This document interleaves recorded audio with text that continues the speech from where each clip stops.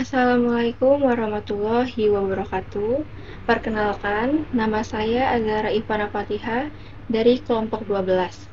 Di sini saya akan menjelaskan materi mengenai pentingnya ruang lingkup dan kegiatan statistik. Sebelumnya, apakah kalian sudah tahu apa itu statistik? Statistik merupakan kumpulan angka yang dihasilkan dari pengukuran atau perhitungan yang disebut data. Statistik juga dapat diartikan sebagai statistik sampel. Statistik menjadi salah satu metode ilmiah yang dapat digunakan sebagai alat bantu dalam mengambil keputusan, mengadakan analisis data penelitian, dan lain-lain. Kenapa sih kita perlu statistik? Karena di dunia ini tidak ada yang pasti, contohnya seperti rezeki, jodoh, dan kematian. Adanya dugaan atau estimasi membutuhkan pengujian hipotesa dalam eksperimen. Ingin mengetahui pola hubungan, ingin mengetahui studi kelayakan, ingin mengetahui yang akan datang, ingin mengambil kelompok informasi sebagai pengambil keputusan dalam menentukan kebijaksanaan, ingin mengidentifikasi pola atau bentuk tertentu. Adapun komponen statistik, yang pertama, data, yang kedua, pengumpulan dan pengolahan data, yang ketiga, kesimpulan, dan yang keempat, angka-angka. Lalu, apa saja manfaat statistik? Pertama, menjelaskan hubungan antara variabel-variabel, kedua, membuat rencana dan ramalan, ketiga, mengatasi berbagai perubahan, dan yang keempat, membuat keputusan yang lebih baik. Adapun beberapa fungsi statistik. Yang pertama, sebagai bank data. Yang kedua, alat quality control. Yang ketiga, alat analisis. Dan yang terakhir, keempat, pemecahan masalah dan pembuatan keputusan. Adapun beberapa contoh penggunaan statistik. Yang pertama ada akuntansi atau accounting.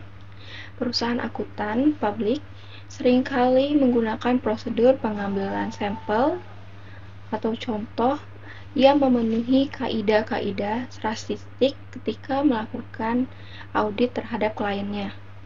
Yang kedua, keuangan atau finance. Penasehatan keuangan menggunakan berbagai jenis informasi statistik termasuk price, ratio, dan hasil dividen untuk membantu dalam memberikan rekomendasi investasi.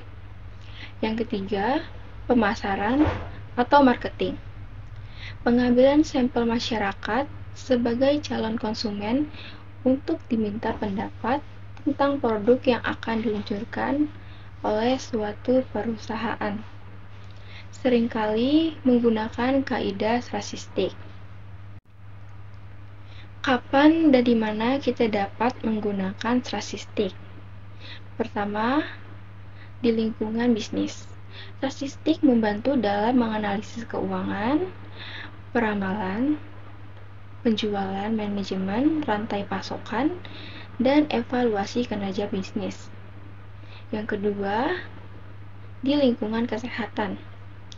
Dalam lingkungan kesehatan, statistik digunakan untuk mengidentifikasi epidemiologi, mengukur efektivitas perawatan, dan melakukan penelitian medis. Yang ketiga, lingkungan dalam bidang lingkungan. Statistik digunakan untuk mengukur dampak perubahan iklim, analisis polusi, dan konservasi alam. Yang keempat, pendidikan. Statistik digunakan untuk mengevaluasi hasil tes dan pembelajaran siswa, serta memahami kinerja sekolah. Yang kelima, pemerintah. Statistika digunakan untuk membuat kebijakan publik seperti alokasi anggaran berdasarkan kebutuhan masyarakat. Lalu yang terakhir, keenam, teknologi. Statistika digunakan dalam pengembangan algoritma, kecerdasan buatan, analisis data besar, big data, dan pemahaman tren teknologi. Lalu, kegiatan statistik itu apa aja sih?